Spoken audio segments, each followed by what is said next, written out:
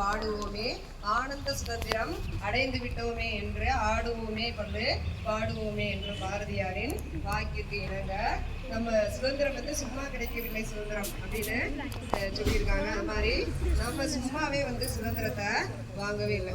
சுதந்திரம் எடுத்த உடனே நமக்கு வந்து நினைவு வர்றது வந்து ஆண்களை தான் நம்ம அதிகமாக பேசுறோம். மகாத்மா காந்தி, சுபாஷ் சந்திர போஸ், பகத்சிங், வஉசி, திருப்பூர் குமரன், வேலு நாச்சியார், கட்டபொம்மன், ஊமைத்துறை அப்படின்னு நம்ம வந்து ஆண்களை பற்றி தான் அதிகமாக பேசுகிறோம். ஆனால் பெண்களை வந்து நம்ம குறிப்பிட்டு சொல்றதில்ல.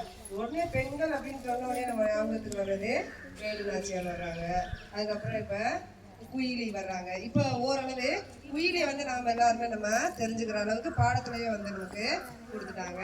அடுத்து அஞ்சலை அம்மாள் அப்படின்னு சொல்லிட்டு தமிழ்ல சொன்னாங்க. கடலூர் அஞ்சலை அம்மாள் அப்படின்னு சொல்லிட்டு அவங்கள பற்றி சொன்னாங்க. அவங்களுடைய சுதந்திர போராட்டத்தை நாம் வந்து வியந்து பார்க்கக்கூடிய அளவில் வந்து அவங்க வந்து போராட்டத்தை வந்து பேசியிருக்காங்க. ஆனால் அவங்கள பற்றி நம்ம என்ன செய்யறதுல அதிகமாக நாம் தெரிஞ்சுக்கிறது இல்லை. அவங்கள பற்றி நமக்கு யாருன்னு தெரியவும் இல்லை. இந்த டிவிகே மாநாடு கூட நடந்துச்சுலம்மா. விஜயனுடைய முதல் மாநாடு கடலூர்ல தான் நடத்தினாரு. ஏன் அவருக்கு பர்டிகுலரா இத்தனை 38 மாவட்டங்கள் இருந்தாலும் பர்டிகுலரா எதுக்கு கடலூர்ல போய் நடத்துறாரு? அது நாம் பிறந்த ஊரு வந்து நம்ம யாருக்குமே தெரியல.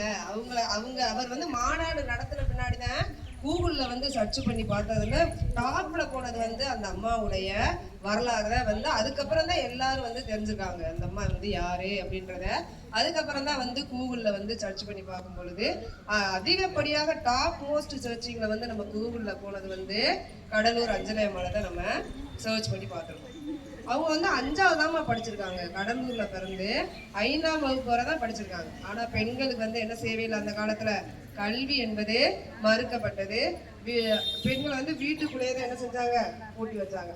அடுப்பூது பெண்களுக்கு படிப்பதற்கு அப்படின்ற கான்செப்ட்ல வந்து நம்மளை என்ன செய்யவே இல்லை, வெளியே விடவே இல்லை. அப்படிப்பட்ட அம்மா வந்து என்ன செய்யறாங்க, காந்தியுடைய கொள்கையால ரொம்ப ஈர்க்கப்படுறாங்க. காந்தியின் மீது தீராத காதல் கொண்டவங்களா வந்து இருக்காங்க. அப்ப என்ன பண்றாங்கன்னா கன்சீவா 18 வயதுல வந்து கல்யாணம் பண்ணிக்கிறாங்க. முதல்ல வந்து ஒரு பெண் குழந்தைய வந்து என்ன செஞ்சிடறாங்க, பெற்றெடுத்துடுறாங்க. அதுக்கப்புறம் ஆண்களுக்கு நிகராக தெருக்கள்ல இறங்கி என்ன செய்யறாங்க, பெண் தெருல வந்து போராடின முதல் பெண்மணி கூட யாரு, கடலூர் அஞ்சலை அம்மாள். பெண்கள் ஆண்களுக்கு நிகரா இவங்க போய் என்ன பண்றாங்க, இவங்களை பார்த்து ரோல் மாடல் ஆண்டுட்டு அதுக்கப்புறம் நிறைய பெண்கள் என்ன செய்யறாங்க, போராட்டத்துக்கு வர்றாங்க. அப்படி வரும் பொழுது அவங்கள வந்து சிறையில போடுறாங்க சுதந்திரத்துக்காக. அங்கே வந்து அவங்க அம்மா நிறைமாத கர்ப்பிணியை வந்து ஆயிடுறாங்க. ஆன பின்னாடி 1 மாதம் பரோல்ல வந்து அதுக்கப்புறம் என்ன செய்யறாங்க, ஆண் குழந்தைய வந்து 2ஆவதா பெற்றெடுத்து அந்த ஜெயில இருந்து தன்னுடைய மகன் பிறந்திருக்கான் அப்படின்றதுக்காக ஜெயில் வீரன் அப்படின்னு அவருக்கு என்ன செய்யறாங்க, பேர் வந்து வச்சுட்டு மறுபடியும் என்ன செய்யறாங்க, போராட்டத்து அந்த கண்டினியூ அந்த பரோல் முடிஞ்சு மறுபடியும் வந்து சிறைக்கே போயிடுறாங்க. நம்மலாம் அப்படின்னு உடனே போலீஸை பார்த்தாவே நம்மலாம் தெரிச்சு ஓடிடுவோம், பயந்து ஓடிடுவோம். அந்த அம்மா பாரு வெளியில வந்து குழந்தைய பெற்றுட்டு குழந்தையோடய மறுபடியும் என்ன செய்யறாங்க, ஜெயிலுக்கு போயிட்டு மறுபடியும் விடுதலையாகி வந்துடுறாங்க. அதுக்கப்புறம் நிறைய போராட்டங்கள்லாம் நடத்துறாரு. அதுல நீல் சிலை அகற்றம் அப்படின்னு ஒரு போராட்டம் வந்து கடுமையான போராட்டம் வந்து நடக்குது. நீல் அப்படின்றவர் யார் அப்படின்னா ஜேம்ஸ் நீல். அவர் ஆங்கிலேய ஒரு கவர்னர், மிகப்பெரிய ஆளுநர்.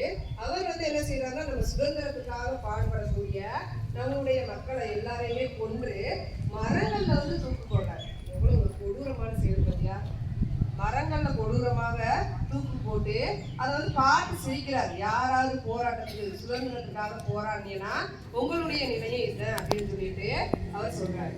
அப்படிப்பட்ட அவருக்கு வந்து சென்னையில வந்து மெயினான ஒரு ரோட்ல வந்து சிலை வைக்கிறாரு.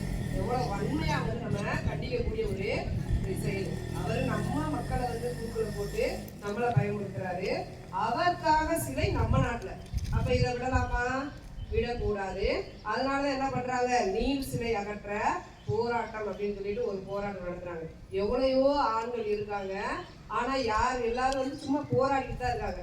ஆனா இவங்க தான் என்ன பண்றாங்க, கோடாரியை எடுத்து அந்த நீல் சிலையை போய் என்ன செய்யறாங்க, உடைக்கிறாங்க. எவ்வளவு பெரிய தைரியம் பாத்தியா, உடைச்சு அந்த சிலையை அகற்றுறதுல. அதுலதான் பெண்கள் வந்து இறங்கி அதுக்கப்புறம் போராட்டம் வந்தது அந்த நிகழ்வுக்கு பின்னாடிதான். அதுக்கப்புறம் ஒரு முறை கடலூர்ல வந்து காந்தியடிகள் மீது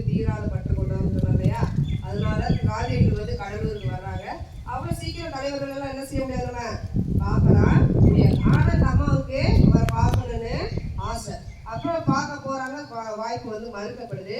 அதனால ஃபுல்லா பர்தா அணிஞ்சிடறாங்க. அணிஞ்சு குதிரை வண்டியில போறாங்க. குதிரை வண்டியில போய் காந்தியடிகளை போய் என்ன செஞ்சு வரா, யார் மணி என்ன இப்படி வந்திருக்க, யார் எப்படி என்னுடைய காவலெல்லாம் தாண்டி நீ எப்படி வருவா அப்படின் பொழுது தன்னுடைய ஆடைகள் எல்லாத்தையும் அகற்றி நான் தான் அஞ்சலி அம்மாள் அப்படின் போது அவர் வந்து என்ன செய்யறாரு, காந்தியடிகள் வந்து உங்களை பார்க்கணும்னு நினைச்சேம்மா அப்படின்னு சொல்லி அதுக்கப்புறம் நட்பு பாராட்டி தென்னிந்தியாவின் ஜான்சி ராணி அப்படின்ற பட்டத்தை யாரு கொடுக்குறாரு, காந்தியடிகளால் கௌரவிக்கப்பட்ட ஒரு மிகப்பெரிய பெண்மணி யாருமா, அஞ்சலை அம்மா. தென்னாட்டின் ஜான்சி ராணினா ஜான்சி ராணி பற்றி நமக்கு தெரியும். அவங்க வந்து குழந்தையை வந்து நம்ம போட்டோல எல்லாம் பார்த்துருக்கோம். குழந்தையை கட்டி கொண்டு ஆண் போல குதிரையில வந்து போராட்டம் பண்ணவங்க. அது மாதிரி இவங்க குதிரையில வந்து தன்னைய சந்திக்க வந்ததுனால என்ன பட்டம் கொடுக்குறாரு, தென்னாட்டின் ஜான்சி ராணி அப்படின்னு சொல்லி பட்டம்லாம் கொடுக்குறாரு. அவங்க சுதந்திர போராட்ட வீரர் மட்டுமே இல்லை, அவங்க வந்து அரசியல்வாதியும் கூட. 2 முறை வந்து எம்எல்ஏவாக இருந்து நம் நாட்டிற்கு மிகவும் சிறப்பு செய்தவர் வந்து கடலூர் அஞ்சலை அம்மாள். அந்த அம்மாள் மாதிரி நாமளும் வந்து மகளிர் பள்ளி அவங்கள பத்தி நம்ம வரலாறு படிச்சுட்டே வர்றோம். பெண்கள் வந்து அப்படி பண்ணாங்க இப்படி பண்ணாங்க அப்படின்னு புக்கள் பாட புத்தகத்துல நம்ம படிக்கிறோம், இல்லாட்டா கேட்டு தெரிஞ்சுக்கிறோம். நாமளும் வந்து பெண்மணிதான், நாமளும் ஏதாவது சாதித்து என்ன செய்யணும், நம்மளுடைய பாட புத்தகத்தில் இடம்பெற வேண்டும் அப்படின்னு கேட்டுக்கொண்டு என்னுடைய முடிவை முடித்துக் கொள்கிறேன். நன்றி, வணக்கம்.